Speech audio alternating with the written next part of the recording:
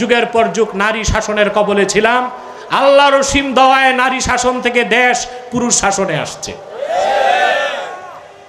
ঠিক না? এটা একটা ইতিবাচক দিক, এটা একটা ইতিবাচক দিক। তাই আমি বলেছিলাম কমলা হ্যারিসকে ওরা প্রধান প্রেসিডেন্ট বানাবে না, আর আমি চাই ট্রাম্প প্রেসিডেন্ট হোক, কারণ আমেরিকার দায়িত্ব নেওয়ার মানে আমেরিকার ধ্বংস দ্রুত হবে। আপনারা আমেরিকায় যে টুইন টাওয়ার হামলা হয়েছিল 2001 সালে, এটা জানেন? তখন ছিল এটা টক অফ দ্য ওয়ার্ল্ড 9/11-এ, শুনছেন না? কারা করছে, কেন করছে আমি জানি না, যারা করছে যেই কারণে করুক ভালো করছে। আমেরিকার আগে একটা অহংকার ছিল, আমাদেরকে কেউ আক্রমণ করতে পারে না, আমরা আটলান্টিকের এপারে। 9/11-এ টুইন টাওয়ার ধ্বংসের মাধ্যমে তাদের সেই অহংকারকে চূর্ণ করা হয়েছে যে না, তোমরাও আক্রান্ত হতে পারো। টুইন টাওয়ার যখন ধ্বংস হয়ে গেল, প্রেসিডেন্ট বুশ অর্থ জানেন? জঙ্গল। ও আসলে জঙ্গল। আগেরটা ছিল জঙ্গল, ওর বাপ ছিল একটা সিনিয়র বুশ, পরেরটা জঙ্গল, আর এখন যেটা এটা 100% পাগলা। এখন যেটা আছে এই যে ট্রাম না ড্রাম, এটা পুরা পাগলা। এটাকে মেডিকেল চেক আপ ছাড়া আমাদের পাবনা পাগলা কারণে ভর্তি করা যাবে, কোনো চেক আপ লাগবে না, এটা পাগল।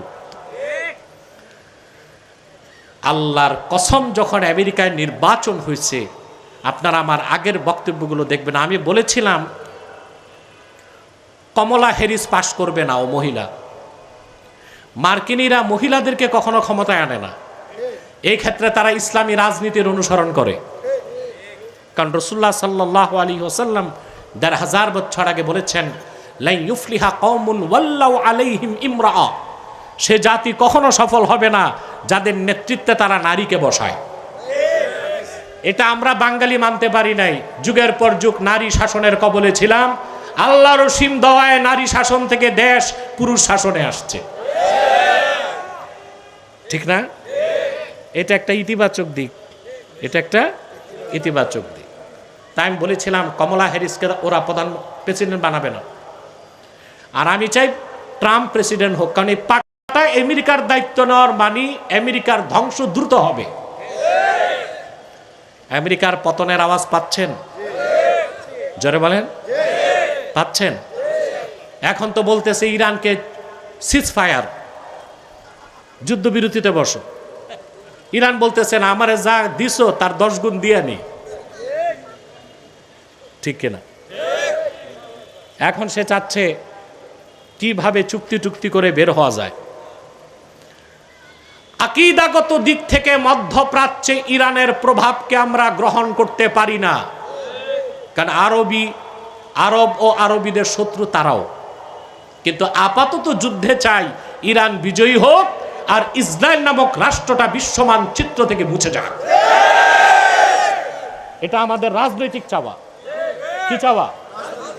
আদর্শগত চাওয়া নয়, এটা আমাদের রাজনৈতিক চাওয়া। ঠিক কিনা? কিন্তু আকীদাগত দিক দিয়া বাংলাদেশে কিছু মানুষ শিয়াদের খুব দালালি করে। কি করে? ইসরায়েলের বিরোধিতা, আমেরিকার বিরোধিতা করতে করতে করতে করতে আরব আর আরবীদেরও বিরোধিতা করে। শাসক যদি খারাপ কাজ করে আরবের, আমরা সমালোচনা করব, ঢালাওভাবে আরব ও আরবীদের বিরোধিতা করার কোনো সুযোগ নাই। এটা মুনাফিকের কাজ। আমেরিকা টুইন টাওয়ার যখন ধ্বংস হয়ে গেল, প্রেসিডেন্ট বুশ যাচ্ছিল নিউ ইয়র্ক থেকে ফ্লোরিডা বা কোনো একটা প্রদেশে একটা স্কুলের প্রোগ্রামে যাচ্ছিল। তাকে বলা হলো, sir America on attack, America আক্রান্ত হয়ে গেছে। আমেরিকা পাইলটকে সে বলল আমেরিকায় আক্রান্ত হয়েছে। বলে টুইন টাওয়ার নাই। বলে প্লেন কত উপরে আছে? বলে স্যার 21,000 ফুট। উপরে উঠাও। উঠাইস। কিছুক্ষণ পর কত উপরে? Sir 26,000 foot. আরেকটু উঠাও, 30,000 ফুট। পরে ডেকে বললো কত ফুট? বলে স্যার 40,000 ফুট উঠাইছে, আর উঠালে সমস্যা হবে। চিন্তা করেন, কোথায় টুইন টায়ার ভাঙছে, আর মৃত্যুর ভয় তো ওকে উপরে উঠাও। কিন্তু যে লোকগুলো বিমানে বসে আত্মোৎসর্গ করে আমেরিকার অহংকারকে, মুসলিম ছিল, মৃত্যুকে তার আলিঙ্গন করেছে, আর বেদিন মৃত্যু থেকে পালাবার জন্য প্লেন উপরে উঠাইছে। এতে বোঝা যায় না মৃত্যুকে ভয় পায় কারা? কারা? মুমিন মৃত্যুকে, আল্লাহর ওলিরা মৃত্যুকে ভয় পায় না, স্মরণ করে।